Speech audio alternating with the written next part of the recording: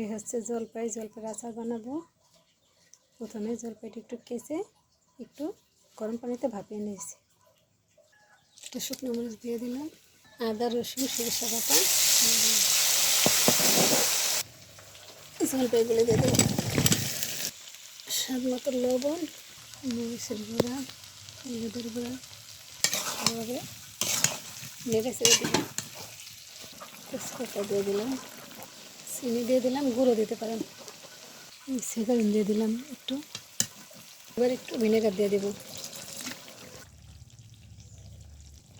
পাঁচফোড়ন দিয়ে দেবো।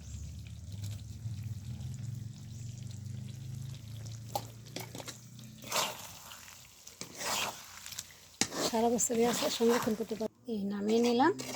এবার কাঁচের বয়ম বা প্লাস্টিকের বয়ম যার ভিতরে রাখেন, সারা বছরে নষ্ট হবে না। সবাই ভালো থাকুন, সুস্থ থাকুন। আল্লাহ।